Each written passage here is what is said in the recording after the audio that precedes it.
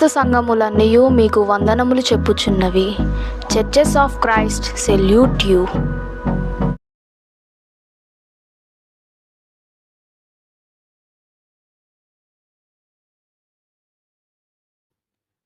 ప్రార్థన చేసుకుందాం. ప్రార్థన చేసుకుని కొద్ది నిమిషాలు దేవుని వాక్యాన్ని ధ్యానించుకుందాం. ప్రార్థన చేసుకుని కొద్ది నిమిషాలు ప్రభు వాక్యాన్ని ధ్యానించుకోవడానికి ప్రయత్నం చేద్దాం. జీవము గల తండ్రి, కృప కలిగిన దేవ, మహోన్నతుడ, పరిశుద్ధుడ, పరమందాసీనుడు అయిన దేవ, మీకు స్తుతులు స్తోత్రాలు చెల్లిస్తున్నాం. ఇప్పటి వరకు నీ కృపలో మమ్మల్ని జ్ఞాపకం చేసుకు మేము పాడిన ప్రతి పాట ద్వారా మహిమ, ఘనత, ప్రభావం పొందిన విధానమును బట్టి కృతజ్ఞతాస్తుతులు చెల్లిస్తున్నాం. ఈ సమయంలో నీ మాటలు వినబోచున్నాం. మా అందరికి నీ వినగలిగిన చెవిని, గ్రహించగలిగిన మంచి మనసును, అర్థం చేసుకుని జ్ఞాన వివేచన అనుభవించు. శ్రేష్టమైన మాటలతో మమ్మల్ని బలపరిచి స్థిరపరచండి. మా బలహీనతలు, మా లోపాలను చూస్తున్న దేవుడు కనుక ఖండించి, గద్దించి, సరిచేసి మీకు ఇష్టమైన రీతిగా మమ్మల్ని సిద్ధపరచుకొని ఘనత పొందమని వేడుకుంటూ మీరే నాతోనూ అందరితోనూ మాట్లాడుతున్నందుకు కృతజ్ఞతాస్తుతులు చెల్లిస్తూ ఈ సమయాన్ని మీకే అప్పగిస్తూ యేసుక్రీస్తు నామంలో ఈ మనవలన్నీ అడిగి వేడుకొనుచున్నాము మా పరమ తండ్రి, ఆమేన్. కూడి వచ్చిన దేవుని పిల్లలైన మీ అందరికీ కూడా మన ప్రభువును లోకరక్షకుడు క్రీస్తు యేసు నామంలో ఈ మనం వందనాలు మీ అందరికీ తెలియజేసుకుంటున్నాను. మరి ముఖ్యంగా ఈరోజు ఏ రోజు అన్నది మీకు బాగా తెలిసే ఉంటుంది అనుకుంటున్నాను. పోయిన వారం చెప్పుకున్నాం, సాటి అయిన సహాయం ఎవరు, దేవుడు ఎందుకు ఇచ్చాడు, ఏం చేయాలి. ఈ వారం కూడా ఒక మంచి పాఠం నేర్చుకోవడానికి ప్రయత్నం చేద్దాం. ఈరోజు ముఖ్యంగా ఏ రోజు ఏంటి అన్నది మీకు అర్థం కావాలి కనుక మార్చి 8వ తారీఖు రాగానే మహిళా దినోత్సవం అన్న సంగతి మీకు తెలుసుకోవాలి. అందుకే మహిళా దినోత్సవ సందర్భంగా మీ అందరికీ శుభాకాంక్షలు తెలియజేసుకుంటున్నాను. ఈరోజు కూడా మరి ఉమెన్స్ డే సందర్భంగా ఒక మంచి పాఠాన్ని, ఇంకో చిన్న పాఠాన్ని నేర్చుకోవడానికి ప్రయత్నం చేద్దాం. అంశం ఏంటంటే విశ్వాసము కలిగిన స్త్రీలు, విశ్వాసము లేని స్త్రీలు. దేవుని పట్ల విశ్వాసము కలిగిన స్త్రీలు, విశ్వాసము లేని స్త్రీలు అని కొంతమందిని బైబిల్లో నుండి వాళ్ళు ఎలాంటి క్రియలు జరిగించారు దేవుని పట్ల, లేదా దేవుని పట్ల వారు ఎలా దూరం అయిపోయారు, లోక సంబంధమైన మనుషులుగా ఎలా మారిపోయారు, కొంతమంది దేవునిలో ఉండి ఎంత గొప్ప కార్యక్రమాలు చేశారు అని కొద్ది నిమిషాలు కొద్ది మందిని మీ ముందుకి పరిచయం చేయాలని ఆశ కలిగి ఉన్నాను. జాగ్రత్త కలిగి మీరు విన్నట్లయితే ఈ మహిళా దినోత్సవ సందర్భంగా ఈ పాఠం ఎన్నుకోవటం జరిగింది. ఎందుకంటే ఇది చాలా శ్రేష్టమైనది. జాగ్రత్తగా వింటే అర్థమవుతుంది. ఓకే, మహిళా దినోత్సవం అంటే ప్రపంచానికి ఒక స్త్రీ ఆమెకున్న సమస్యలను బట్టి, ఆమెకున్న కష్టాలను బట్టి, ఆమెకున్న సమస్త విషయాలను బట్టి ఒకరోజు ప్రపంచమంతా నిర్ణయించి ఈరోజు ఆమె కొరకు ఏర్పాటు చేసిన దినముగా చెప్పుకుంటున్నాను. పరిశుద్ధ గ్రంథం కూడా దానికి సమానంగానే వాళ్లకు ఉన్నతమైన స్థితిని ఇచ్చినట్లుగాను, ఒకవేళ దేవుడు ఇచ్చిన స్థితిని కూడా పోగొట్టుకున్న స్త్రీలను కూడా మనం పరిశుద్ధ గ్రంథంలో చూడగలం. వారిలో కొంతమందిని ముందు అవిశ్వాసురాలైన స్త్రీలు అన్న విషయాన్ని గురించి ముందు కొంతమందిని చూడటానికి ప్రయత్నం చేద్దాం. పరిశుద్ధ గ్రంథంలో పాపం ఈ లోకానికి రావటానికి కారణం ఏంటి అన్నది మనం ఆలోచించగలిగితే, పాపం అనేది ఈ లోకానికి రావటానికి కారణం. పాపం అంటే ఏంటో అందరికీ తెలుసు. ఆజ్ఞ అతిక్రమమే పాపం. మేలైనది చేయనెరిగో అలాగ చేయకపోవటం పాపం. విశ్వాసం మూలముగా కానిదేదో అది పాపం. సమస్త దుర్నీతిని జరిగించేవాడి అది పాపం అని మనము చూస్తున్నాం పరిశుద్ధ గ్రంథంలో. 4 రకాల పాపాలను చూసాం మనం. అయితే పాపం ఈ లోకానికి రావటానికి కారణం ఏంటన్నది మనం చూడగలిగితే, ఒక స్త్రీ వలన పాపం అనేది ఈ లోకానికి వచ్చిందన్న సంగతి మనం తెలుసుకోవాల్సిన అవసరం ఉంది. అసలు ఈ లోకంలో పాపం అంటూ లేదు. ఎందుకొచ్చింది, ఎప్పుడొచ్చింది అన్నది కూడా మనం పూర్తి వివరణ తెలుసుకోవడానికి ప్రయత్నించాం. ఒక స్త్రీ వలనే పాపం జరిగించటానికి, పాపం ఈ లోకానికి రావటానికి కారణం. ఎలా ఏంటనంటే, ఆ స్త్రీ ఎప్పుడైతే సర్పము యొక్క ప్రేరేపణతో, సర్పము యొక్క మాటలతో లేదా అపవాది యొక్క మాటలతో ప్రేరేపణ కలిగి, దేవుడు ఏదైతే ఆజ్ఞ ఇచ్చాడో ఆ ఆజ్ఞ ఇచ్చిన ఆ పండును తినటం వలన పాపం ఈ లోకానికి ప్రవేశించినట్లుగా మనం చూడగలం. ఇది పరిశుద్ధ గ్రంథం చెప్తున్న మాటలు. అంతకుముందు పాపం ఈ లోకంలో లేదు. అంతకుముందు పాపము ఈ లోకంలో లేదు. అంతకుముందు మీకు తెలియాలంటే అంతకుముందు మెడిసిన్స్ లేవు, అంతకుముందు మందులు లేవు, హాస్పిటల్ లేవు, అంతకుముందు బట్టలు లేవు, టెక్స్టైల్స్ లేవు, అంతకుముందు ఇంకా చాలా చెప్పుకోవాలంటే చాలా ఉన్నాయి. మీకు చెప్పుకోవాలంటే ఎందుకు పాఠంలోకి వెళ్ళాలి కాబట్టి చెప్తున్నాను. అంతకుముందు ఏమీ లేవు. పరిశుద్ధంగాను, పాపము లేనివారిగాను, ఆరోగ్యవంతులుగాను, ఆయుష్వంతులుగాను ఉన్నారు. ఎప్పుడైతే పాపము ప్రవేశించిందో అప్పటి నుండి లోకంలో ఏమైందంటే పాపము రాజ్యమేలుతుంది. కారణం ఎవరు అనంటే, పోయిన వారం ఒక మాట చెప్పాం. ఆ మాటను జ్ఞాపకం చేసుకుందాం ఒకసారి. తిమోతికి రాసిన మొదటి పత్రిక, తిమోతికి రాసిన మొదటి పత్రిక 2వ అధ్యాయము. తిమోతికి రాసిన, తీశారు బైబిల్? ఇప్పుడు చదువుకున్న మాటే మళ్ళొకసారి జ్ఞాపకం చేయండి. తిమోతికి రాసిన మొదటి పత్రిక 2వ అధ్యాయము 13, 14 వచనాలు మనం చూద్దాం. 13, 14 వచనాలు. మొదట ఆదామును తర్వాత హవ్వయును నిర్మింపబడిన వారు కారా అంటున్నాడు. మరియు ఆదాము మోసపరచబడలేదు గాని స్త్రీ మోసపరచబడి అపరాధములో పడింది. అయినను ఇక్కడ ఏమైందంటే, మొదట ఆదాము సృష్టింపబడ్డాడు, తర్వాత అవ్వ సృష్టింపబడింది. ఆదాము దేవుని చేతులతో నిర్మించబడ్డారు మాట మనం చూస్తున్నాం. అవ్వనేమో ఆదాము ప్రక్కటెముక నుండి తీయబడింది స్త్రీ అన్న సంగతి మనం చాలాసార్లు చదువుకున్న మాటే. ఈ మాటలు ఎప్పుడు చెప్తారంటే, ప్రక్కటెముక అన్నమాట క్రైస్తవుల వివాహంలో ప్రతి సేవకుడు చెబుతున్న మాట ఏంటంటే ఇదే. కాబట్టి గుర్తుపెట్టుకోవాల్సిన విషయం ఏంటంటే, మొదట ఆదాము సృష్టింపబడ్డాడు, తర్వాత అవ్వ సృష్టింపబడింది. ఆ తర్వాత ఆదాము మోసపరచబడలేదు కానీ ఆదాము దగ్గరికి వెళ్ళి ఎన్ని రకాలుగా ప్రయత్నం చేసినా ఆదాము మోసపరచబడిన తండ్రి మాటకు లోబడి ఉండాలి, కట్టుబడి ఉండాలి. స్టాండ్ తీసుకుని ఉన్నాను, ఖచ్చితంగా ఇలాగనే ఉంటాను, నువ్వెన్ని చెప్పినా నేను వినను అని చెప్పేసి ఖచ్చితమైన విషయాలని అపవాదికి చెప్పినట్టుగా మనం చూస్తాం. ఆ తర్వాత ఆ స్త్రీ దగ్గరికి వెళ్ళి చూడండి ఒకసారి, ఆదికాండం 3వ అధ్యాయం.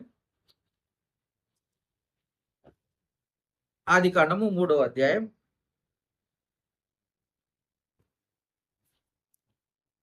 3వ అధ్యాయము మొదటి నుండి చదువుదాం.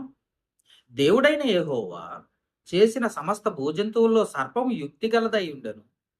అది ఆ స్త్రీతో, ఇది నిజమా, ఈ తోట చెట్లలో దేని ఫలమునైనను మీరు తినకూడదని దేవుడు చెప్పినా అని అడిగెను. చూసారా, స్త్రీ అప్పటికేమీ మాట్లాడలేదు. కానీ మనం అప్పుడప్పుడు ఏం చేస్తా ఉంటాం, కొంతమంది ఏముంటారంటే ఎదుటివారు మాట్లాడకపోయినా కలగజేసుకుని మాట్లాడే వాళ్ళు ఉంటారు చూసారా? వాళ్ళు మాట్లాడకపోయినా కలగజేసుకుని మాట్లాడుతూ ఉంటారు. అలాగనే ఇక్కడ కూడా సర్పం ఏం చేస్తుందో, ఇది నిజమా? ఆ! ఈ తోట చెట్లలో దేని ఫలమునైనానో మీరు తినకూడదని దేవుడు చెప్పాడా? అని అడిగాడు. అందుకు స్త్రీ అప్పుడు మాట్లాడుతుంది. ఆ స్త్రీ ఏమంటుందంటే, ఈ తోట చెట్ల ఫలంలో మేము తినవచ్చు గాని, అయితే తోట మధ్యనున్న చెట్టు ఫలములను కూర్చి దేవుడు మీరు చావకుండానట్లు వాటిని తినకూడదనియు వాటిని ముట్టకూడదనియు చెప్పెనని సర్పముతో అనెను.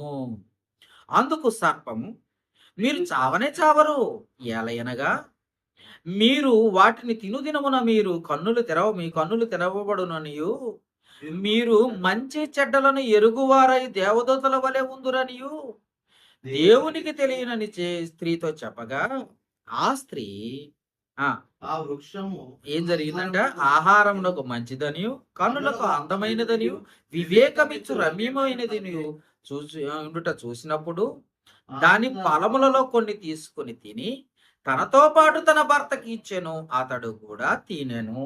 చూసారా? అంటే ప్రక్కన వాళ్ళు చెప్పినప్పుడు జాగ్రత్తగా వినటమే కాకుండా ఆచరించిందంట ఆమె. చాలాసార్లు జాగ్రత్తగా మనం ఆలోచించగలిగితే మనం కూడా చెప్పుడు మాటలు వినకూడదు అని ఈ విషయాన్ని బట్టి మనకు అర్థమవుతాం.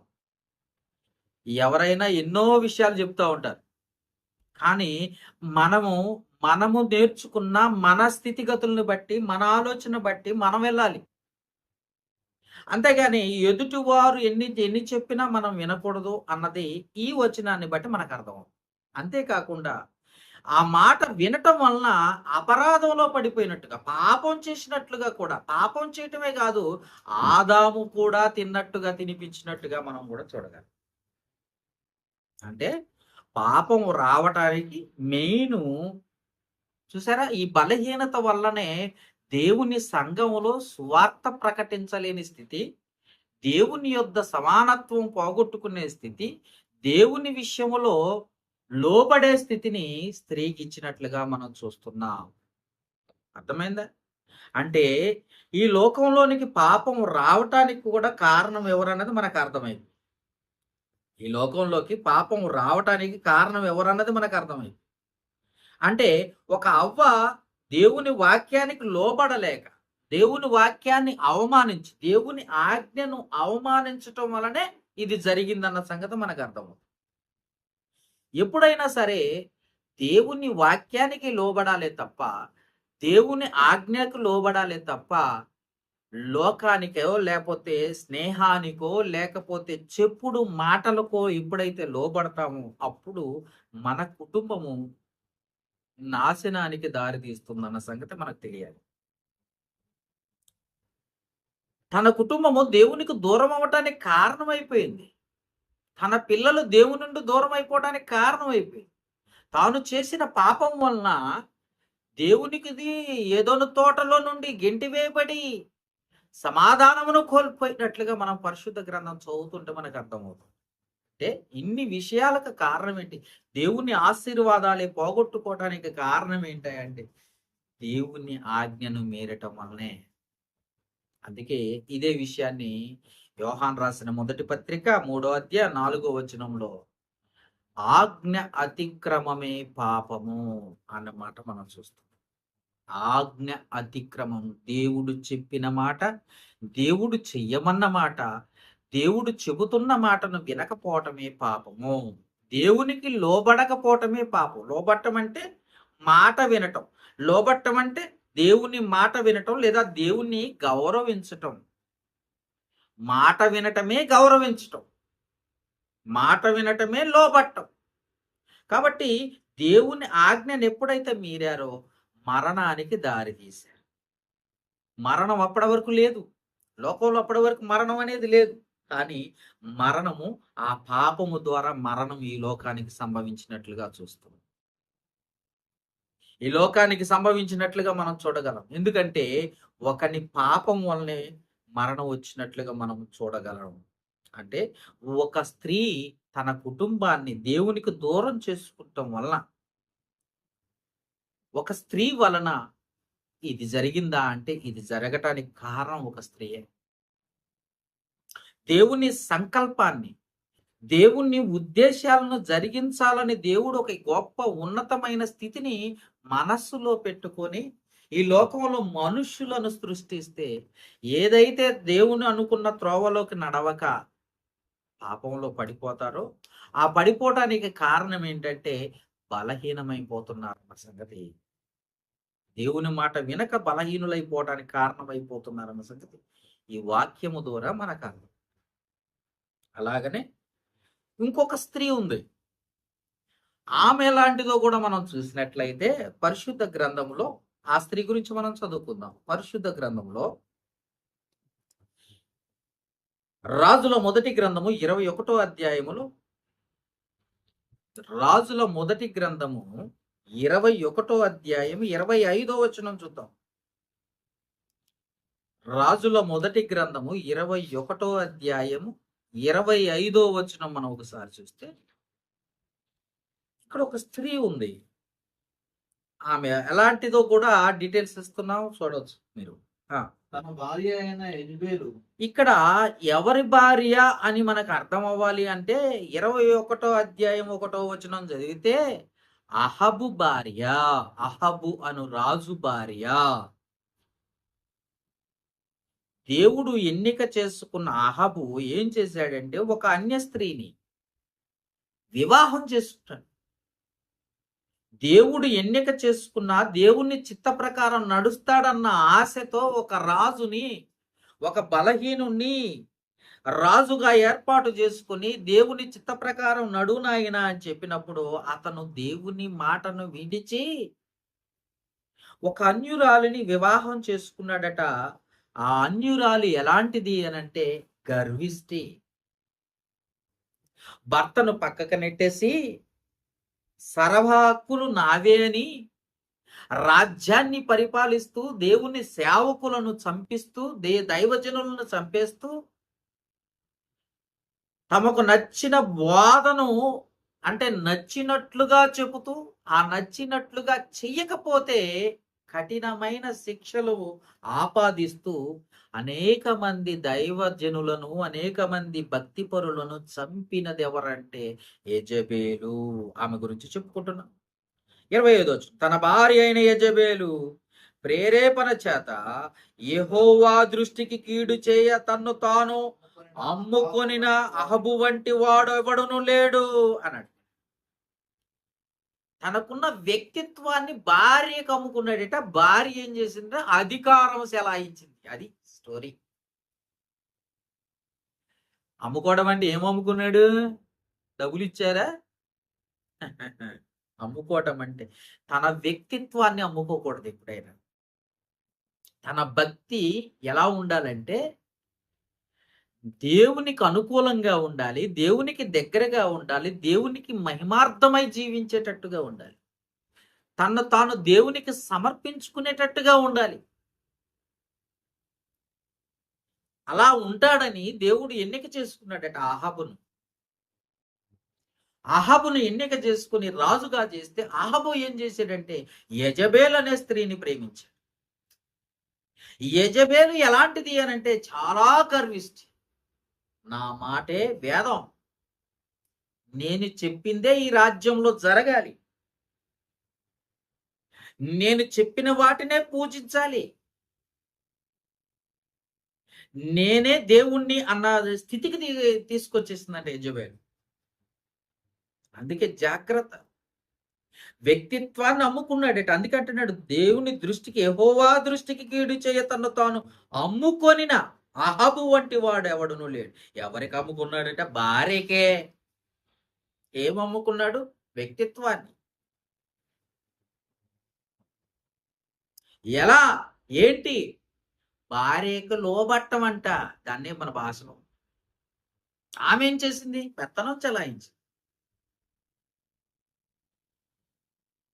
పోనీ దేవునికి దగ్గరగా ఉందా? దేవునికి సమీపస్తురాలిగా ఉందా? దేవుని పట్ల విధేయత కలిగి ఉందా? ప్రార్థనా పరురాలా? ప్రతిదినము దేవుని వాక్యాన్ని ధ్యానించే స్త్రీయా? కాదు. మరి అహాబు ఎవరు? దేవుని బిడ్డలు. దేవునికి సమీపస్తులైన దేవునికి దగ్గరగా ఉన్న వారి కుమారుడైన అలాంటి వాడు భార్యకు లోబడిపోయాడట. ఏది జరిగినా భార్యకి చెప్పటమే. పోయిన వారం చెప్పుకున్నాం ఏకా గ్రంథము. కవిగిటనున్న భార్యకైనా ఏమీ చెప్పకూడదు ఆయన కొన్ని విషయాలు అంటున్నాడు దేవుడు. సర్వోన్నతుడైన దేవుడు కొన్ని విషయాలట బలహీనురాలు గనుక ఎక్కడ పడిపోతుందో అని చెప్పకూడదట. అందుకే దేవుని పట్ల మనం ఏం చేయాలో తెలుసా? ఏదైతే చెప్పలేదో దాని గురించి పట్టి మనం చాలా ఇబ్బంది పెట్టేవారిగా ఉంటారు చాలా మంది. అవసరమైతే నాకు చెబుతాడు కదా, నా దేవుడు నన్ను చూస్తున్నాడు కదా, నా దేవుడు నా చెయ్యి విడిచిపెట్టేవాడు కాదు కదా అని ధైర్యంతో ముందుకు కొనసాగాలి తప్ప ఎందుకు చెప్పలేదు అని అంటే దేవుడు చెప్పొద్దన్నాడు. కొన్ని విషయాలు దాచమన్నాడు. అందుకే గుర్తుపెట్టుకోండి, భార్యకి బలహీనుడైపోయాడట, భార్యకు దాసుడైపోయాడట. అహబురాజు భార్యకు దాసుడైపోయాడట. ఈయన అలగటం, భార్య ఓదార్చటం, నీకేం కావాలో చెప్పు అంటుంది. భార్యకి ఏం కావాలో భర్త ఇవ్వాలి. ఇది ఎఫెసీయులకు రాసిన పత్రిక 5వ అధ్యాయంలో చెబుతున్న మాటలు. 22 నుండి చదువుకుంటూ పోతే ఎఫెసీయులకు రాసిన పత్రికలో భర్త భార్యకి ఇవ్వాలి. ఎందుకంటే తన్ను ప్రేమించుకున్నట్లుగా భార్యని ప్రేమించాలి. ఇది దేవుని వాక్యం, దేవుని ఆజ్ఞ. కానీ ఇక్కడ ఏం జరుగుతుందంటే భార్య అడుగుతుంది, నీకేం కావాలో చెప్పు నేను ఇస్తానంటుంది. ఇదిగో నాబోతు ద్రాక్ష తోట నాకు నచ్చింది. 21వ అధ్యాయం 1 నుండి చదివితే, ఇదిగో నాబోతు ద్రాక్ష తోట నాకు నచ్చింది, అతనేమో నాకు ఇయ్యనన్నాడు, నేనేం చెయ్యాలి? నాకు నచ్చింది, నేనేం చెయ్యాలి అని ఏం చేశాడు చూడండి ఒకసారి. 5వ వచనం, 21వ అధ్యాయం 5వ వచనం. ఇంటికి వచ్చి ఏం చేశాడట బాబు గారు? 5వ వచనం, 21వ అధ్యాయం 5వ వచనం. అంతటా అతని భార్య అయిన యెజబెలు వచ్చి, నీవు మూతి ముడుచుకొని కొనిన వాడవై భోజనము చేయక ఎందువేమని అతన్ని అడగ. అంటే అలిగి పండిండంట బాబు గారు. అలగటం కూడా ఉంటుంది ఆ భార్యాభర్తల మధ్య. ఏ విషయంలో అలిగింది?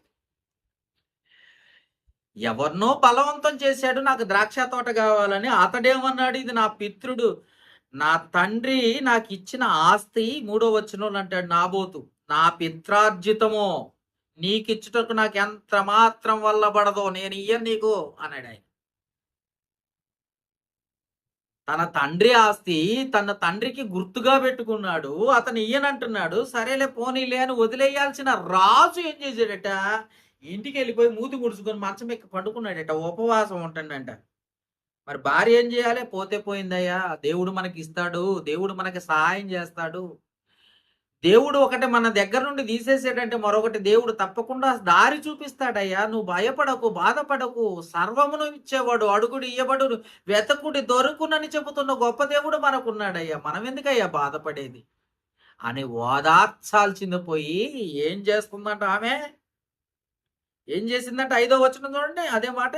అంతటా అతని భార్య అయిన యెజబెలు వచ్చి, నీవు మూతి ముడుచుకొని వాడిపై భోజనము చేయక ఎందువేమని ఆయన అడుగగా, అతడు ఆమెతో ఇట్లా, నేను ద్రాక్ష తోట క్రయమునకు ఇమ్మని ఒకడిని అడిగాను, వాడు నాకు ఇయ్యనన్నాడు, నాకు చాలా బాధ అనిపించిందని అన్నాడట. 7వ వచనం చదవండి. అందుకు అతని భార్య అయిన యెజబెలు, ఇశ్రాయేలులో నీవిప్పుడు రాజ్య పరిపాలనము చేయటం లేదా? గర్వం, గర్వం, అహంకారం, ఈగో ఎక్కువైపోయింది. ఎమ్మటనే ఏమైపోయింది? ఈగో ఎక్కువైపోయింది. ఏంటి నువ్వు చెప్పేది? నాకు తెలియదా? నువ్వు చెప్పాల్సిన అవసరం ఉందా? భర్తనంటాను అంటా ఉంటారు కదా కొంతమంది. సమాధాన పడాలి. భార్యలు సమాధాన పడాలి, లోబడాలి. ఇది దేవుని ఆజ్ఞ, దేవుని సంకల్పం, దేవుని ఉద్దేశం. ఏమంటుందో చూడండి. ఆ భార్య, నీవు ఇప్పుడు రాజ్య పరిపాలన చేయటం లేదా? లేచి భోజనం చేసి మనసులో సంతోషంగా ఉండు. నేనే యెజ్రెయేలుడైన నాబోతు ద్రాక్ష తోట నీకు ఇప్పిస్తా. ఏం చేస్తుందట? ఒక స్త్రీకి ఇంత ఉందా అంటే ఏదైనా చేసి నీకు ఇప్పిస్తా అంటుంది. ఏం చేస్తావు నువ్వు? అవసరమైతే నాబోతును చంపేస్తా, చంపేసి నీకు ఇప్పిస్తా. నాబోతును చంపేసి నీకు ఇప్పిస్తా. నేనేమైనా చేయగలను. యెజబెలుకున్న గర్వం అదండి. ఒక స్త్రీకున్న గర్వం అండి. ఎంత తగ్గించుకుంటూ దేవుడు అంత ఉన్నత స్థితిలోకి తీసుకొస్తాడు దేవుడు. ఎంత గొప్పగా ఉంటే నువ్వు, ఎంత గొప్పగా తగ్గించుకుంటే అంత గొప్పగా నువ్వు ఉన్నత స్థితిలోనికి వస్తావు. నాబోతునంటే ఏం చేసిందంట? రాళ్ళు తీసుకుని కొట్టి చంపించిందంట అండి. ఈ వచనాలు 11వ వచనం, 10వ వచనం, 11వ వచనంలో చూస్తే రాళ్లతో కొట్టి చంపించిందంట. చంపించి ఏం చేసిందంట? 15వ వచనం చదవండి. నాబోతు రాతి దెబ్బల చేత మరణమాయనని యెజబెలు విని, నాబోతు సజీవుడు కాడు, చచ్చిపోయిండు.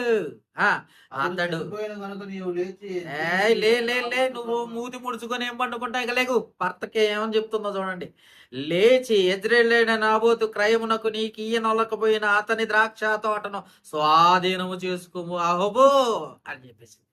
మొగుడితే ఎట్టైనా చెప్పేది, ఎట్టైనా చేయమని చెప్పేది, ఎట్టైనా చేసేది. పోనీ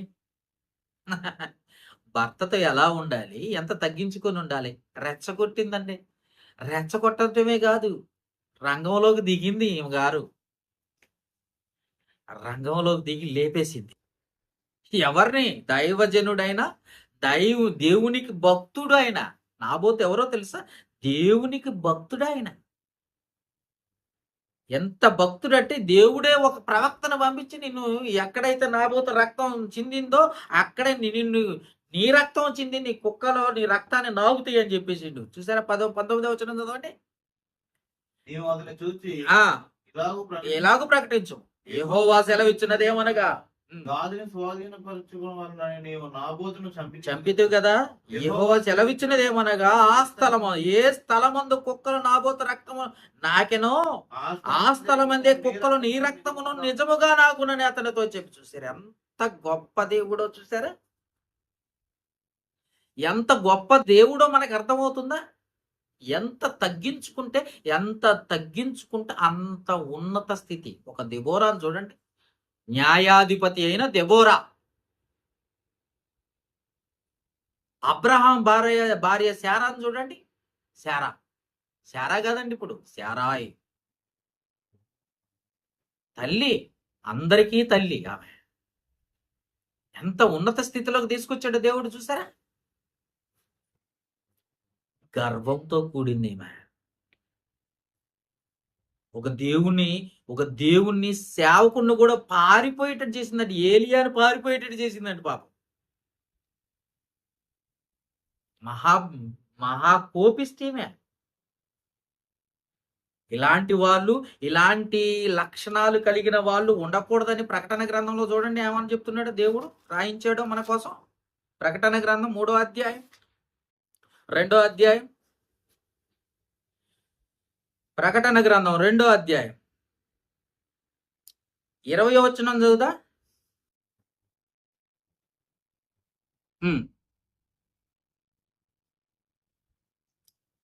2వ అధ్యాయం 20వ వచనం. అయినను నీ మీద తప్పు ఒకటి నేను మోపవలసి ఉన్నది. సంఘంతో చెప్తున్నాడు ఇక్కడ. ఏ సంఘం? తుయతైర సంఘంతో. తుయతైర అనే పట్టణంలో ఉన్న క్రీస్తు సంఘానికి పత్రిక రాస్తూ ఏమంటున్నాడు? నీ మీద తప్పు ఒక్కటి మోపవలనని ఉన్నది. ఏమనగా, తాను ప్రవక్తని అని చెప్పుచున్న యెజబెలు స్త్రీని నీ ఉండనిచ్చుచున్నావు. సంఘంలో అంట ఈ స్త్రీ ఉందంట. సంఘంలో స్త్రీ ఉండటం ఏందంటే బాబు, అంటే ఇలాంటి గర్విష్ఠులు ఉన్నారంటే, ఇలాంటి దేవునికి లోబడని స్త్రీలు ఉన్నారు. జాగ్రత్త అని తుయతైరాలో ఉన్న పట్టణంలో ఉన్న క్రీస్తు సంఘానికి యోహాను గారి ద్వారా పద్మస్ ద్వీపంలో నుండి ఈ గ్రంథాన్ని రాయించాడు తెలుసా? గ్రంథంలో ఈ మాటలు ఉన్నాయంటే అర్థం ఏంటో తెలుసా? ఇలాంటి వారు సంఘంలో ఉండకూడదు అని. ఉండొచ్చనే ఉండకూడదని? ఉండకూడదు. గర్విష్ఠులుగా ఉండకూడదు, ఈగో ఉండకూడదు, తగ్గింపు కావాలి, దేవుని మాటకు లోబడే స్త్రీలుగా ఉండాలి, ప్రార్థనాపరులైన స్త్రీలుగా ఉండాలి, దేవునికి సమీపస్తులైన స్త్రీలుగా ఉండాలి, దేవుని సేవలో ముందుండే స్త్రీలుగా ఉండాలి. అది దేవుడు కోరుకుంటున్నాడు. భర్త మీద అధికారం చేసే స్త్రీలు ఎందుకంటే? భర్త కోసం ఏదైనా చేసే స్త్రీలు ఉండాలండి. దేవునికి వ్యతిరేకంగా అంటే ఏమంటున్నాడు చూడండి, యెజెబెలు స్త్రీని ఉండనిచ్చుచున్నావు, జారత్వము చేయుటకును విగ్రహములకు బలిచ్చిన వాటిని తినుటకును అది తన దాసులకు బోధించుచు వారిని మోసపుచ్చుచున్నది అన్నాడు. ఏం చేసేదో తెలుసా యెజెబెలు? దేవుని మాట వినేది కాదు, విగ్రహాలకు బలిచ్చేది తినాలా, విగ్రహాలకు పూజించాలని చెప్పేదట. జారత్వం చేయండి ఏం కాదు అని చెప్పేదట. దేవునికి దూరంగా ఉండండి అని చెప్పేదట. దేవుని బోధను కూడా మార్చి దేవుని మాటల్ని వినిపించేది కాదట. తన భాషే దేవుని భాష, నేనే దేవుణ్ణి అని చెప్పుకునేదట. కానీ అర్థమైందా? స్త్రీ గురించి దేవుడు రాయించాడు, మనం నేర్చుకుంటున్నాం. సరే, ఎవరు వీళ్ళు? అవిశ్వాసురాలైన స్త్రీలు.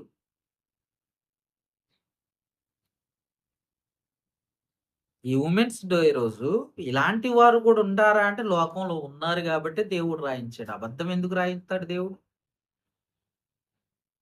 ఇలాంటి వారు ఉన్నారు. దేవునికి నచ్చినట్టుగా బ్రతకమని దేవుడు చెబుతుంటే, ఇందుకోసమే కదా మిమ్మల్ని సృష్టించాను, మీకు మీరుగా పుట్టలేదు, మీకు మీరుగా రాలేదు, మీరు దేవుని పిల్లలుగా బ్రతకటానికి ఈ లోకానికి వచ్చారని 100వ కీర్తన 3వ వచనం ఎన్నిసార్లు చెప్పినా,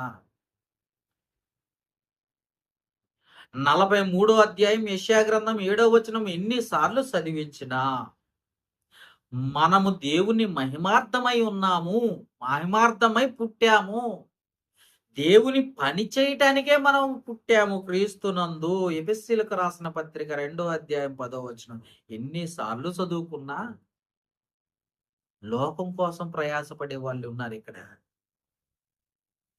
కాబట్టి జ్ఞాపకం చేసుకున్నా. అందుకే దాన్ని ఉండనిచ్చుతున్నావు, దాన్ని ముందు తొలగించంటున్నాడు. ఏమన్నాడు ఇక్కడ? 21వ వచనం ప్రకటన గ్రంథం 3వ అధ్యాయం 21వ వచనం, మారు మనస్సు పొందుటకు నేను దానికి సమయం ఇచ్చితని కానీ అది తన జారత్వమును విడిచిపెట్టక మారు మనసుకు నొల్లదు అన్నాడు. నేను అవకాశం ఇచ్చినా, ఎన్నిసార్లు అవకాశం ఇచ్చినా లోకాశల పట్ల లొంగిపోతున్నారే తప్ప దేవునికి లోబడాలి. అలాంటి యెజెబెలు స్త్రీ చచ్చిపోయిన దాకా లోబడలేదు. కుక్కల రక్తం నాకిని అంట, అది కూడా రాస్తుంది బైబిల్లో. దేవుడిచ్చిన ఆ కోపంతో దేవుని ఉగ్రత పాలైపోయింది యెజెబెలు స్త్రీ. భర్తను తన స్వాధీనంలోకి తీసేసుకుంది. తాను చెప్పిందే వేదం అనేటట్టుగా చేసేసింది. అర్థమైందా? ఏం గురించి చెప్తే చాలా ఒక 2 రోజుల పాఠం కాబట్టి జ్ఞాపకం చేసుకో. ఇంకో స్త్రీ ఉందండి, ఇంకో స్త్రీ గురించి చెప్తాను చూడండి ఒకసారి. ఏమెవరు? న్యాయాధిపతుల గ్రంథము 16వ అధ్యాయంలో ఉంటుందేమో. దెలీలా, ప్రేమించి పెళ్లి చేసుకున్న దెలీలా. అదే కదా, పాపం సంసోన్ ఏం చేశాడట? ప్రేమించాడు, పెళ్లి చేసి వివాహం చేసుకున్నాడు. వివాహ మహోత్సవం జరిగింది ఇక్కడ. అయినా కానీ ఏం జరిగిందట? చదవండి ఒకసారి 16వ అధ్యాయము 18వ వచనం. అతడు తన అభిప్రాయమును తనకు తెలియలా ఎరిగి ఆమె వర్తమానము పంపి ఫిలిస్తీయుల ఆ, సర్దారులను పిలిపించి ఈసారికి రండి. ఆ, ఇతను తన అభిప్రాయం అంతా నాకు తెలియదని ఆ, ఫిలిస్తీయుల సర్దారులు సర్దార్లు రూపాయలను చేతపట్టుకుని ఆమె యొద్దకు రాగా ఆమె తన తొడ మీద అతన్ని నిద్రపుచ్చి అతని ఒక మనుషుని పిలిపించి వాని చేత అతని తల మీద 7 జడల క్షౌరము చేయించి అతను బంధించుటకు మొదలు పెట్టెను. అతనిలో నుండి బలము తొలగిపోయెను. చూసారా, లోపాలను బయట పెట్టాడట. భార్యే కదా ప్రేమించి ఆమె ఎవరు? వ్యభిచారి. ఎవరామె? 16వ అధ్యాయం 1వ వచనంలో చూడండి. ఆమె ఎవరో గొప్ప స్త్రీ కాదు, ఆమె మంచి విశ్వాసురాలు కాదు ఆమె. తర్వాత 16వ అధ్యాయం 1వ వచనం చదువుతున్నాం చూడండి. ఆ తర్వాత సంసోను గాజాకి వెళ్ళి వేశ్యను ఒకదాన్ని చూసి ఆమె యొద్దకు చేరెను. ఆమె ఎవరండి? వేశ్య. ఆయన దేవుని నమ్మిన ఈ సంసోను ఏమైపోయాడో తెలుసా? ప్రేమలో పడిపోయాడు. చూడంగానే ప్రేమలో పడిపోయాడు. ప్రేమించాడు. మరి ఇరువురు ఏకమై సమాధానంతో ముందుకు కొనసాగాలి కదా. అసలు ఆమె ప్రేమలోనే లోపం ఉంది. అది మెయిన్. ఎందుకు ప్రేమించింది? నిజమైన ప్రేమేనా అంటే చాలా మంది ఉంటారండి, ఒకరికొకరు చనిపోయి అంత ప్రేమ ఉంటుంది కొంతమంది. యేసుప్రభుది కూడా అదే ప్రేమ. సంఘం కొరకు తను తాను అప్పగించుకొనెను. ఎఫెసీయులకు రాసిన పత్రికలో ఉంటుందన్నమాట. సంఘము కొరకంటే సంఘం అనే వధువు కొరకు తనను తాను అప్పగించుకొనెను అంటే చచ్చిపోయాడట ప్రేమికురాలి కోసం. అందుకే పరమగీతములో గ్రంథంలో ఉంటుంది, అనేక మందిలో నా ప్రియురాలు కనబడుతుంది అంటాడు. ఎంతమందిలో ఉన్నా నాకు కనపడుతుంది. ఆమె కొరకు ప్రాణాన్ని అప్పగించుకున్నాడట. అది ప్రేమ అంటే. మరి ఏమ ప్రేమ ఏంటి అని అంటే, ఏమ ప్రేమ డబ్బులతో కొలుసుకుంది. డబ్బే ముఖ్యం అనుకుంది. డబ్బు వాళ్ళు ధనం ఇస్తాము, నువ్వు ప్రేమించినట్టు నటించు అని అంటే పాపం సంసోనికి ఏం తెలుసు? నిజమైన ప్రేమ అనుకున్నాడు. అప్పటికి 2-3 సార్లు చెప్పాడట, అబద్ధం చెప్పాడట. నీవు నన్ను ప్రేమించట్లేదా, ఇలాంటి అబద్ధాలు చెప్తున్నావు అని తొందర పెట్టేసిందంట ఆమెని. ఆయన్ని చూడండి ఒకసారి, ఆ మాట కూడా చూపిస్తాను. 16వ వచనం చదవండి, 15వ వచనం. అప్పుడు ఆమె 15వ వచనం చదువుతున్నాం. 16వ అధ్యాయం న్యాయాధిపతుల గ్రంథం. అప్పుడు ఆమె, నా యందు నీకిష్టమైన లేనప్పుడు నేను నిన్ను ప్రేమించుచున్నానని నీవెందుకు చెప్పుచున్నావు? చూసారా, నిజమైన ప్రేమ నీలో ఉందా అసలు సంసోను? నిన్ను నిజంగా ప్రేమించేది ఎవరో కాదు,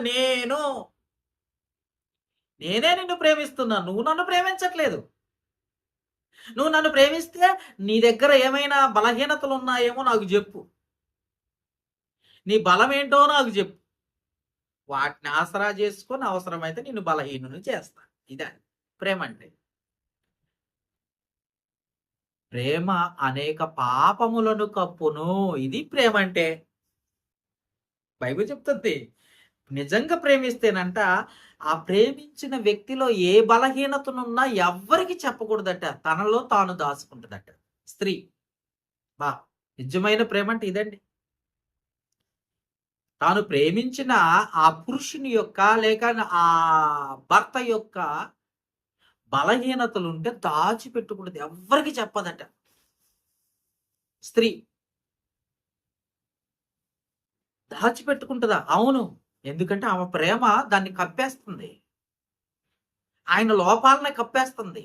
ఆమె ప్రేమ అతని బలహీనతలను కప్పేస్తుంది, అతను చేసిన ఏదైనా అపరాధం ఉంటే కప్పేస్తుంది. నిజమంటారా కాదంటారా? యాకోబు రాసిన పత్రిక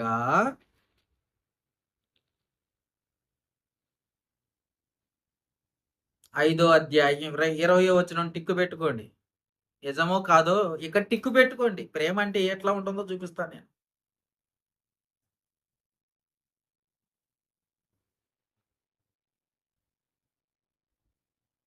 చేశారా? పాపిని పాపిని నిజంగా పాపిని నువ్వు ప్రేమిస్తే వాడిని తప్పు మార్గములో నుండి మళ్లించువాడు, మరణం నుండి ఒక ఆత్మను రక్షించి అనేక పాపములను కప్పివేయునని తాను తెలుసుకునవలెను అన్నాడు ఇక్కడ. అది సంగతి. నిజంగా నువ్వు ప్రేమిస్తే ఏం జరిగిద్ది? పాపాలు చేసినా కప్పేస్తాడట. అది సంగతి. పాపాలు చేసినా కప్పేస్తాడు. అవును, నిజమైన ప్రేమ అంటే అదే. యేసుప్రభు కూడా అదే కదా. నన్ను ప్రేమించి మనం చేసిన అపరాధాలన్నీ కప్పేసి, తండ్రి ప్రేమ కూడా అదే కదా.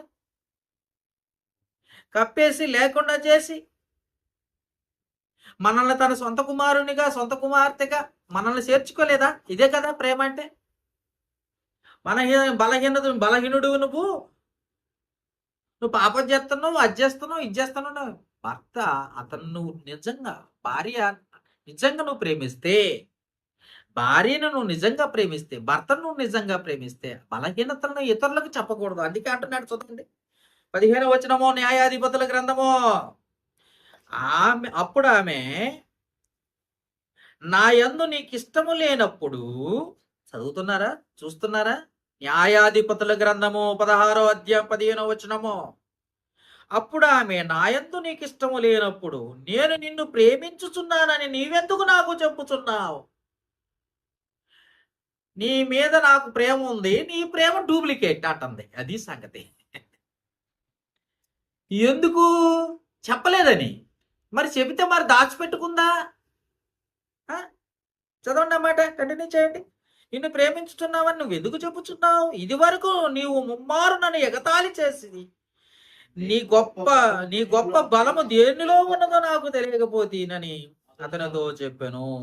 ఆమె అనుదినము మాటల చేత బాధించి బొంద పెట్టింది ఆమె సంసోన్ని.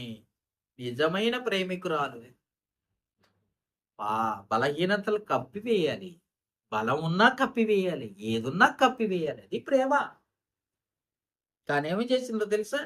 అనుదినము మాటల చేత అతన్ని బాధించి తొందర పెట్టుచున్నందున అతడు ప్రాణం విసికి చావు కోరెను. అప్పుడు అతడు తన అభిప్రాయం అంతయు ఆమెకు తెలియజేసి, నేను తల్లి గర్భము నుండి పుట్టినది మొదలుకొని దేవునికి నాజీరు చేయబడిన వాడనై ఉన్నాను. నా తల మీదకి మంగళ కత్తి రాలేదు. నాకు క్షౌరము చేసిన ఎడల నా బలమంతా నాలో నుండి తొలగిపోయి ఇతర మనుషుల వలె అవుదునని ఆమెతో చెప్పేశాడు.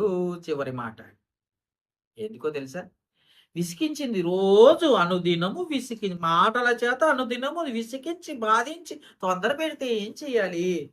భర్త ఏం చేయగలడు? భార్యను చూసి సంతోషించాలి, భార్య సంతోష పెట్టాలి. విసికిస్తారా? మాటల చేత ఉందాడక. ఆడెలా ఉందో ఒకసారి 16వ వచనం చదవన్నానా? అది మాటల చేత విసికిచ్చిందా? తెలియలా? అవునండి, ఒక ప్రేమికుణ్ణి ప్రియురాలు విసికించింది. ఒక భగ్న ప్రేమికుడు. ఇతను మామూలు ప్రేమికుడు కాదు. తల్లిదండ్రులు గద్దించినా నాకు ఆమె కావాలని వచ్చి చేసుకున్నాడట పాపం తెలియలని. భగ్న ప్రేమికుడు. ఏం చెయ్యాలి? సూసైడ్ చేసుకోవాలి. చావాలనిపించిందట అతనికి. చదివారా మాట? చావాలనిపించిందట ఆమె విసికిస్తే. 16వ వచనంలో చివరి మాట, అతడు ప్రాణము విసికి చావగోరెను అని రాసి ఉంటుంది అక్కడ. అంటే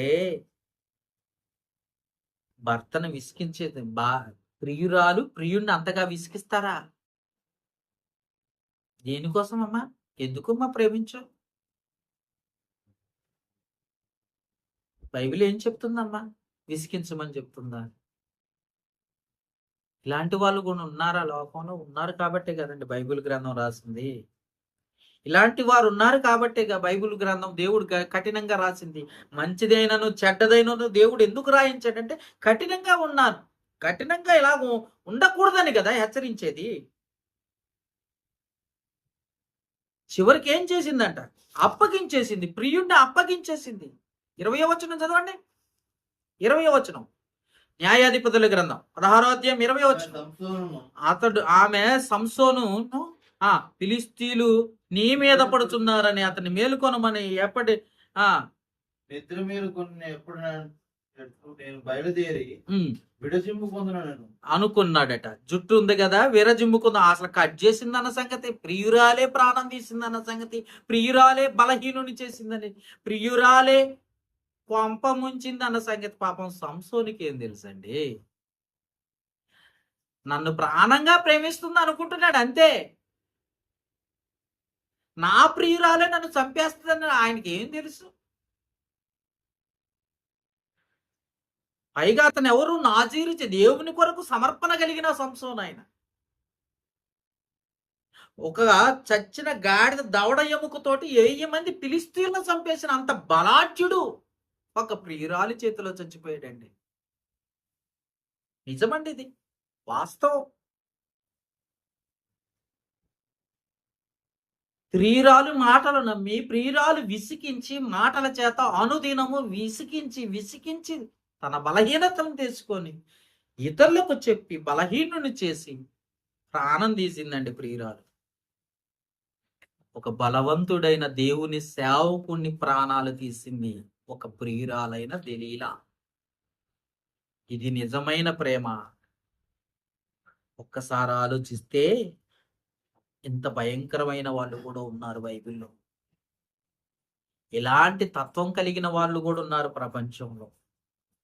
కాబట్టి జ్ఞాపకం చేసుకోవాల్సిన విషయం ఏంటంటే, ఒక అవ్వ లోకానికి పాపం తీసుకొచ్చేసింది.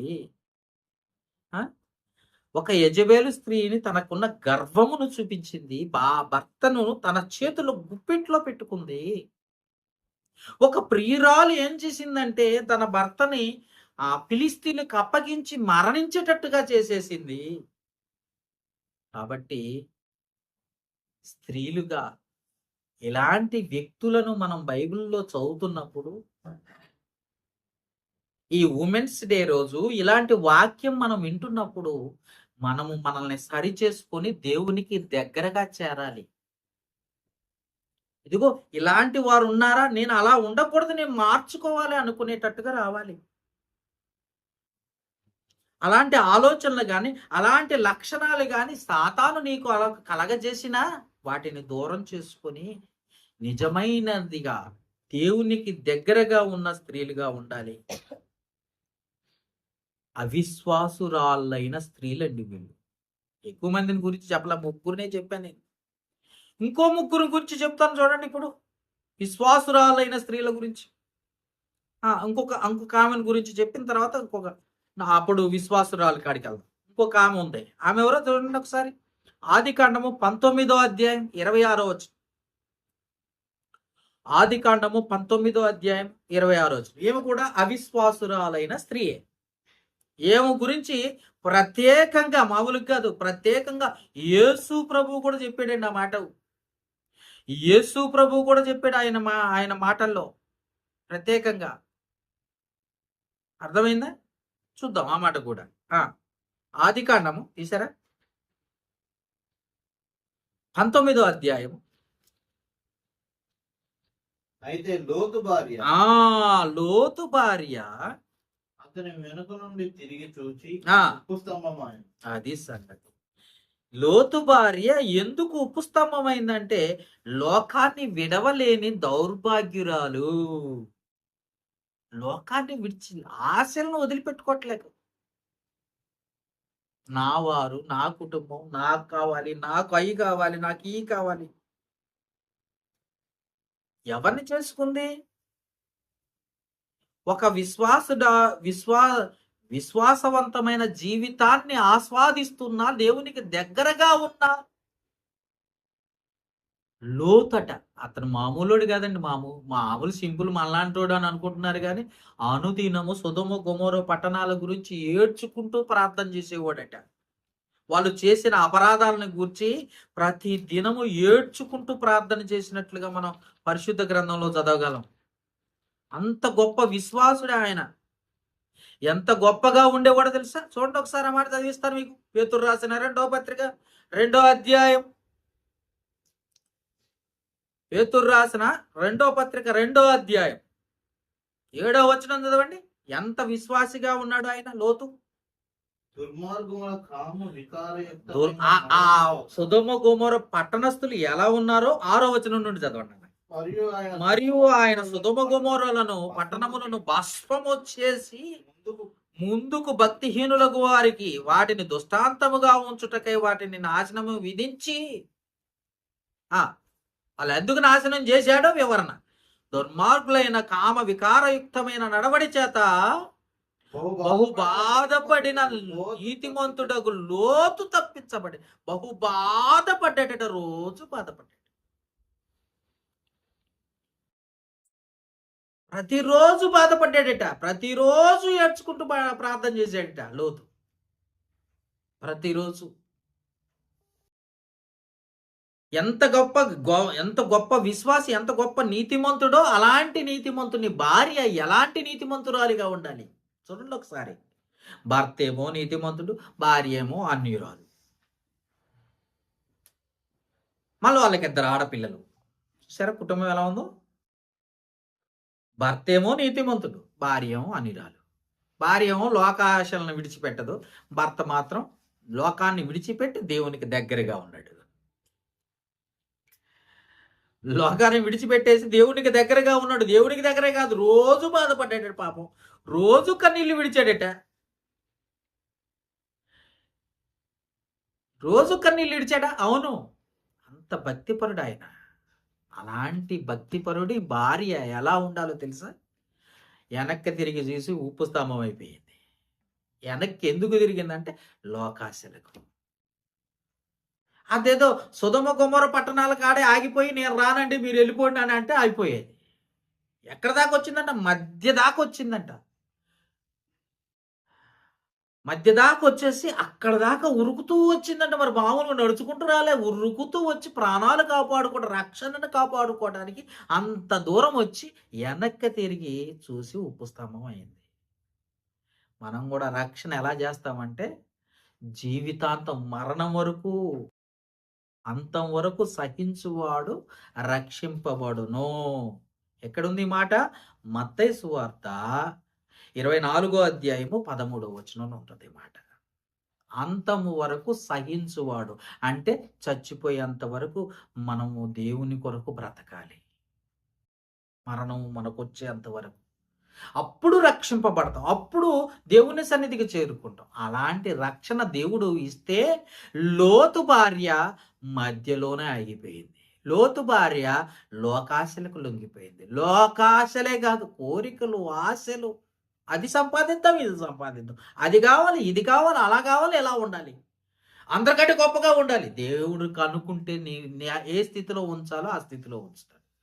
దేవుడు కాదనుకుంటే ఏ స్థితిలో అనుకుంటున్నావో ఆ స్థితి కంటే ఇంకా దిగజారుస్తాడు. మనస్సేనట ఒక బచ్చా పోరగాన్ని తీసుకొచ్చి రాజసింహాసనం మీద కూర్చోబెట్టేట. దేవునికి దగ్గరగా ఉంటాడు కదా, దేవునికి ప్రార్థనాపరుడిగా ఉంటాడు కదా అనుకుంటే మనస్సు ఏమైపోయాడట? లోకాశలకు లొంగిపోయాడు, దుర్మార్గుడైపోయాడట. అక్కడ ఒక్క తన్నుదంతే రోడ్డు మీద శరసాల్లో పడిపోయాడు. మీద చెప్పాలంటే రోడ్డు మీద పడిపోయాడు. అలాంటి స్థితికి అందుకే పెంట కుప్పల నుండి దీనులను పైకి లేపు ప్రభుడవు నీవే అని రాస్తుంది బైబిల్లో. ఒక ఉన్నత స్థితిని ఇచ్చిన దేవుడు, ఉన్నత స్థానాన్ని ఇచ్చిన దేవుడు, ఇస్తానని చెప్పిన దేవుని ఎదుట నువ్వు ఎంతగా లోకాన్ని విడిచిపెట్టు, దేవునికి సమీపస్తులుగా ఉండు. ఈ ఉమెన్స్ డే రోజు ఎంత గొప్పగా నువ్వు ఉంటావో ఉండు, ఎంత ప్రార్థనాపరురాలుగా ఉంటావో ఉండు, ఎంత విశ్వాసిగా ఉంటావో ఉండు. ఎన్నిసార్లు ప్రార్థన చేస్తావో ప్రార్థన చేయి రోజుకి.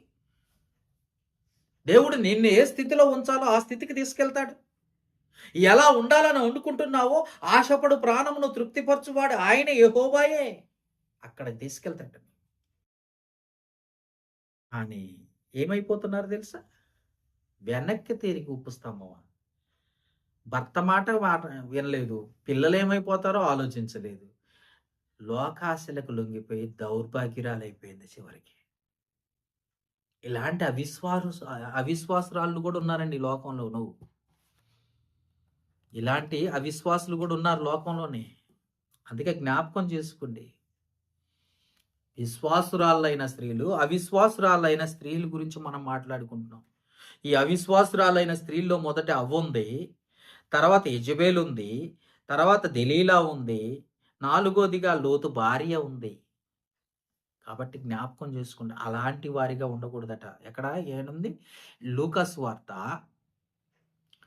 17వ అధ్యాయం 32వ వచనం చదవండి ఒకసారి. లూకాసు వార్త 17వ అధ్యాయం 32వ వచనం. లోతు భార్యను జ్ఞాపకము లోతు భార్యని జ్ఞాపకం ఎవరు వద్దా ప్రభువా, ఎందుకు జ్ఞాపకం చేసుకోమంటున్నావు అంటే, అదిగో ఆమె లోకాశలకు లోబడిపోయింది, దేవుని నమ్మినట్టు నటించి లోకాశలకు లొంగిపోయింది. ఎవరిని జ్ఞాపకం చేసుకోవాలంటే లోతు భార్యని జ్ఞాపకం చేసుకోండి. లోతు భార్యని ఎవరు చెప్పారు? యేసుప్రభు చెప్పిన మాట ఇది, తన నోటితో మనకు చెబుతున్నాడు. ఎందుకంటే ఆమె శరీరానికి బలహీనురాలు, శరీరాశ, నేత్రాశ, జీవపటంబం ఆత్మ సంబంధమైనవి కావివి, శరీర సంబంధమైనవే. తండ్రి వల్ల పుట్టినవి కావు, లోక సంబంధమైనవి, సాతాను వల్ల పుట్టినవి. శరీరాశ, అవును, శరీరానికి ఏది కావాలంటే అది కావాలి కావాలి కావాలి. అది ఎండి బంగారాలు కానీ మరొకటి కానీ ఏదైనా సరే శరీరం కోరుకుంటుంది. అది తినాలి, ఇది తినాలి, అలా ఉండాలి, ఇలా ఉండాలి అని చెప్పుకుంటూ ఉంటుంది. అది అడుగుతూ ఉంటుంది, నువ్వు పెట్టుకుంటూ పోతున్నావు అనుకో. ఈ పరిస్థితి ఏంటి ఒకసారి ఆలోచించు. అందుకే జ్ఞాపకం చేసుకోండి, ఇలాంటి స్త్రీలు ఉన్నారు, ఇలాంటి లవర్స్ కూడా ఉన్నారు.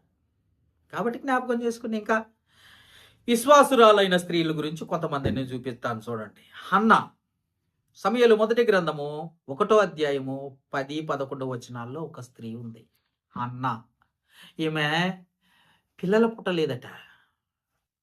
తన సొంత వాళ్ళే హేళన చేశారట. బలహీనురాలని హేళన చేసి, గొడ్రాల అని హేళన చేసి, నానా విధాలుగా చిత్రహింసలు పెడుతున్నారట మాటల చేత. ఆమె ఎలాంటిదో తెలుసా? చాలా భక్తి పర్రాలు. కానీ మనుషులు ఏం చేస్తున్నారో తెలుసా? తన సొంత వారు ఏం చేస్తున్నారో తెలుసా? బలహీనులను చేస్తారు. 10వ వచనం 1వ అధ్యాయం.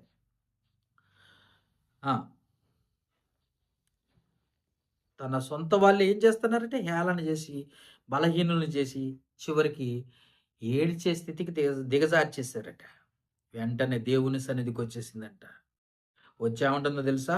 బహు దుఃఖాక్రాంతురాలై వచ్చి యెహోవా సన్నిధిన ప్రార్థన చేసు బహుగా ఏడ్చుచు, సైన్యములకు అధిపతియగు యెహోవా, నీ సేవకురాలైన నన్ను నాకు కలిగి ఉన్న ఈ శ్రమను చూసి, నీ సేవకురాలైన నన్ను మరొక జ్ఞాపకం చేసుకుని, నీ సేవకురాలని ఎన్నిసార్లు రాశారండి? సేవకురాలు.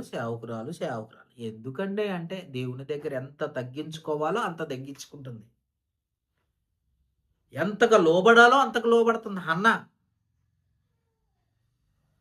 ఎంత బలహీనుల్లో అంత బలవంతుడిగా దేవునిలో ఉంది అన్న.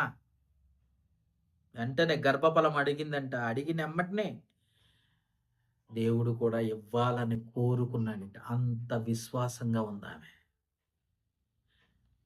అర్థమైందా? అంత విశ్వాసురాలిగా ఉంది ఆ హన్న. ఎలా ఉందంటే ఇంత గొప్ప విశ్వాసురాలు. అవును, అంతేకాదు, ఆమె గర్భంలో పుట్టిన సమూయేలు కూడా ఒక ప్రవక్త అన్న సంగతి మర్చిపోకండి.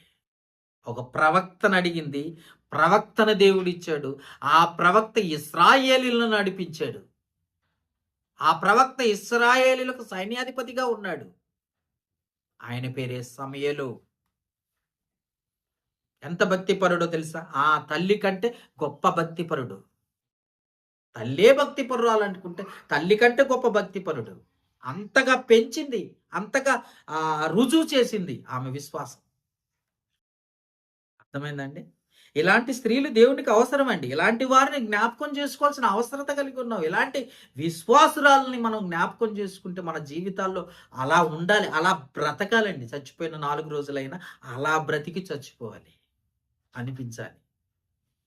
అందుకే అన్న అలాగు బ్రతికింది. ఇంకా రూతును చూద్దాం. రూతు గ్రంథం 1వ అధ్యాయం 16వ వచనం చూడండి. లోకాన్ని వదిలి క్రీస్తును హత్తుకుని తను సమర్పించుకుందంట రూతు. నీ దేవుడే నా దేవుడు అన్నంతగా. రూతు గ్రంథము తీసారా 1:16 చదువునన్నా.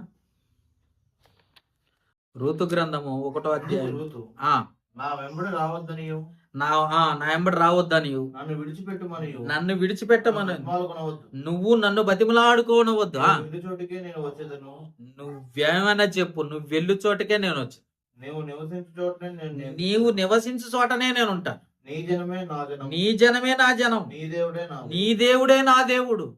చూసారా ఎంత గొప్పగా చెప్తుందో. లోకాన్ని విడిచిపెట్టి, తల్లిదండ్రులను విడిచిపెట్టి, జాగ్రత్తగా వినాలి ఇక్కడ. రూతు జీవితం ఎంత గొప్పదో తెలుసా? భర్త చనిపోయాడు, అత్తగారి భర్త కూడా చనిపోయాడు, బావగారి భర్త కూడా చనిపోయాడు, బావగారు చనిపోయాడు, అందరూ చనిపోయారట. ఇక్కడ ఒక ఒంటరి స్త్రీల అర్థమైందా? ఒంటరిగా ఉంది, అందరూ చనిపోయారు. అత్తగారిని విడిచిపెట్టేసింది ఇంకొక కోడలు, తోటి కోడలు. ఒక్కతే ఉండి అత్త వెళ్ళిపోమ్మా అంటుంది, కానీ అంటుంది లోకానికి నేను లొంగను, లోకానికి నేను లోబడను, నేను క్రీస్తును హత్తుకుంటాను, నన్ను నేను దేవునికి సమర్పించుకుంటాను, దేవుని కోసమే బ్రతుకుతాను, దేవుని కోసమే నిలబడతాను, ఎంత దూరమైనా సరే, ఏదైనా సరే దేవుని కోసమే నిలబడతాను అన్నదట రూతు. ఈ ఉమెన్స్ డే రోజు ఇలాంటి స్త్రీలను మనం జ్ఞాపకం చేసుకోవటం గొప్ప ఆశీర్వాదకరం. ఎందుకో తెలుసా? దేవుని కోసం సమస్తాన్ని విడిచిపెట్టేశారు, దేవుని కోసం సమస్తాన్ని విడిచిపెట్టేశారు, దేవుని కోసం తన తాను సమర్పించుకొని బ్రతికారు. అన్న తన కుమారుణ్ణి, చిన్న శిశువుని తీసుకొచ్చి దేవుని సన్నిధిలో వదిలేసిందంట, దేవుని సేవ కొరకు, దేవుని పని కొరకు. అలాగనే రూతు కూడా ఎలాంటి విశ్వాసురాలని అనుకుంటున్నారో తెలుసా? లోకాన్ని విడిచిపెట్టేసింది, క్రీస్తును హత్తుకుంది, క్రీస్తును హత్తుకుందండి, తను తాను దేవుని కొరకు సమర్పించుకుంది. ఇలాంటి స్త్రీలు ఉన్నారు. ఇంకొక ఆమె ఉంది, ఎస్తేరు గ్రంథం. ఎస్తేరు గురించి చదవండి. ఎస్తేరు గ్రంథం 4:16. ఎస్తేరు గ్రంథము 4:16. దేవుని చిత్తమును నెరవేర్చడానికి తన తాను ప్రాణార్పణం కూడా చేయడానికి సిద్ధపడ్డదట. అబ్బా ఎంత విశ్వాసాలు! తన జనాంగాన్ని కాపాడుకోవటానికి, దేవుని పిల్లల్ని కాపాడటానికి తన తాను ప్రాణార్పణ చేయడానికి సిద్ధపడ్డదట.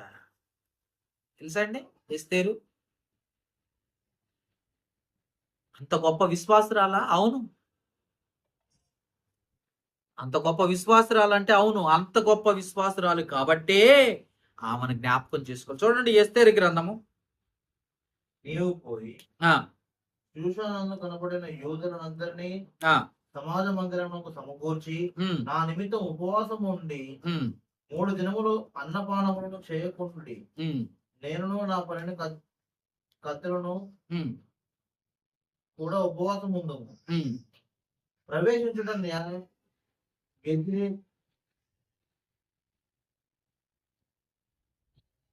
న్యాయ వ్యతిరిక్తముగా ఉన్నాను. నేను రాజునొద్దు. ఇక్కడ ఏం రాసిందో తెలుసా? దేవునికి మీరంతా కూడా ఏం చేయాలో తెలుసా? ఉపవాసం ఉండి ప్రార్థన చేయండి. నేను రాజు దగ్గరికి వెళ్తాను, రాజు దగ్గరికి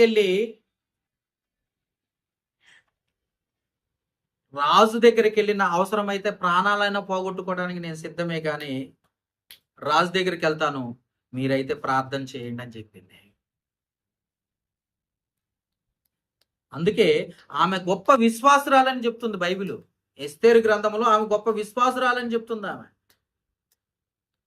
తన వారిని కాపాడుకోవడానికి ఎస్తేరు ఎంతకైనా తెగించిందా అంటే అవును, దేవుని కోసం, దేవుని బిడ్డల్ని కాపాడటం కోసం ఎస్తేరు అంత గొప్ప సాక్ష్యం పొందింది ఆమె. ఇంకా చూద్దాం సప్పీరా. ఈమె కూడా అన్యురాల కింద లెక్కకు వస్తుంది. చూడండి ఒకసారి.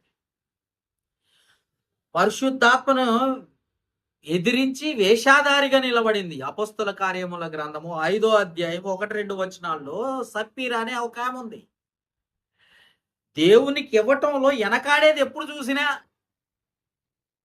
దేవునికి ఇచ్చే విషయంలో ఒకవేళ భర్త ఇస్తానన్నా భార్య ఇచ్చే రకం కాదు. కొంతమంది ఉంటారు ఇలాంటి వాళ్ళు. భర్త దేవునికి ఇవ్వాలి అని అనుకున్నా కానీ భార్య అడ్డుపడుతూ ఉంటుంది. ఎందుకంటే దేవుని పనిని చెడగొట్టడానికి ఇలాంటి వారు ఉంటారు. వారి ఆత్మ సంబంధమైన జీవితాన్ని ఫలాభివృద్ధి పొందకుండా అడ్డుపడుకుంటారు వీళ్ళే. చూడండి ఒకసారి ఆ మాట. అననీయ అను ఒక మనుషుడు తన భార్య అయిన సప్పిరాతో ఏకమై పొలమమెను. భార్య ఎరుకనే అంటే భార్యకి తెలిసే వాడు దాని వెలలో కొంత దాచుకొని కొంత తెచ్చి అపోస్తల పాదముల యొద్ద పెట్టాను. అప్పుడు పేతురు, అననీయ, నీ భూమి వెలలో కొంత దాచుకొని పరిశుద్ధాత్మను మోసపుచ్చుటకును సాతాను ఎందుకు నీ హృదయమును ప్రేరేపించను? అది నీ యొద్దనున్నప్పుడే నీదే కదా. అమ్మిన పిమ్మట అది నీ వశమై ఉండలేదా? ఎందుకు ఈ సంగతి నీ హృదయంలో ఉద్దేశించుకున్నావు? నీవు మనుషులతో కాదు దేవునితోనే అబద్ధమాడుతూ అని వాడితో చెప్పాను. అననీయ ఈ మాటలు వినుచునే పడి ప్రాణము విడువగా. చూసారు ఇక్కడ ఏం జరిగిందో? ప్రాణం పోగొట్టుకునే స్థితి, ప్రాణం పోగొట్టుకునే స్థితికి వచ్చేసరి. అంటే సప్పిర ఎలాంటిదంటే ప్రాణం పోయే స్థితికి వెళ్ళిపోయే స్థితికి, అంటే ఆత్మీయ స్థితిని దిగజార్చుకుంది దేవునికి ఇచ్చే విషయంలో. ప్రాణం పోద్దా? ఇచ్చే విషయంలో కూడా ప్రాణం పోద్దా అంటే పరిశుద్ధాత్మ మోసం చేస్తే అట్లానే పోద్ది ప్రాణం. పరిశుద్ధాత్మను మోసం చేస్తే ఇలాగనే పోతుంది ప్రాణం. అందుకే ఈ సప్పిర జీవితం ఎలా ఉంటుందో తెలుసా? ఒక అవిశ్వాసురాలి జీవితం, విశ్వాసులుగా కనపడుతున్న ఆ వేషధారి జీవితం ఇది, వేషధారణ కలిగిన జీవితం ఇది. పరిశుద్ధాత్మను మోసం చేస్తూ దేవునికి ఇచ్చే విషయంలో ఇయ్యకుండా అడ్డుపడుతూ ప్రాణాలు బాగొట్టుకున్న సప్పిరాను చూస్తుంది.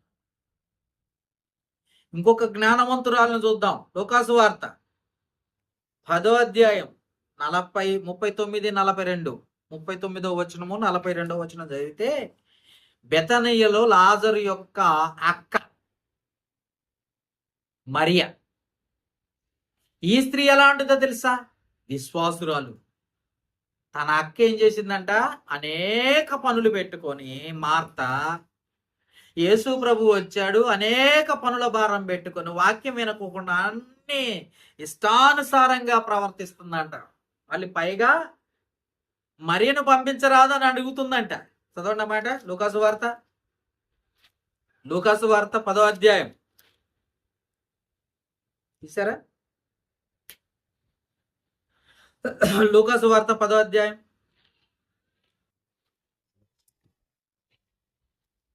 39వ వచనం. లూకాసు వార్త. మరియను సహోదరి ఉండెను. ఈమె యేసు పాదముల యొద్ద కూర్చుంటే, యేసు పాదముల యొద్ద కూర్చుంటే ఆయన బోధను వినుసుండెను అన్న మాటను చూస్తాం. ఎంత విశ్వాసమో తెలుసా? ఎక్కడ దేవుని వాక్యం వినపడుతుంది అంటే, దేవుని వాక్యం వినాలి అని అనుకుంటే ఖచ్చితంగా వాక్యానికి లోబడి వాక్యాన్ని విని దాని ప్రకారం నడుచుకుంటుందటే. ఎంత గొప్ప స్త్రీయో చూడండి ఒకసారి, ఆలోచించండి. ఈ స్త్రీ కానీ తన అక్క ఉన్నది, అక్క ఏం చేసిందంటే లోక సంబంధమైంది. దేవుని వాక్యం కంటే ఏమంటారండి, తినే వాటి మీద ఆశ కలిగి ఉందని చెప్పుకోవచ్చు మనం. ఇంకా చెప్పాలంటే లోకాశల పైన ఆశ కలిగి ఉంది తప్ప దేవుని పట్ల విధేయత కలిగిన స్త్రీ కాదు. 42వ వచనం చూడండి. 42వ వచనం. మరియు ఉత్తమమైన దాన్ని ఏర్పరచుకొనెను, అది ఆమె యొద్ద నుండి తీసివేయలేదని ఎవరు కూడా ఆమెతో చెప్పాను. చూసారా? ఉత్తమమైన దాన్ని ఎన్నుకున్నదంట. మరియా ఉత్తమమైన దాన్ని ఎన్నుకున్నది. మార్త లోక సంబంధమైన స్త్రీగా ఉంది. ఈ ఒక ఆమె విశ్వాసురాలు, ఒక ఆమెమో అవిశ్వాసురాలు. విశ్వాసురాలేమో దేవుని వాక్యానికి లోబడ్డది, అవిశ్వాసురాలేమో లోకానికి లోబడింది. విశ్వాసురాలేమో ఉత్తమ స్త్రీగా నిలబడింది, అవిశ్వాసురాలేమో దేవునికి దూరంగా వెళ్ళిపోయింది. ఇది పరిస్థితి. లోకం కూడా అంతే.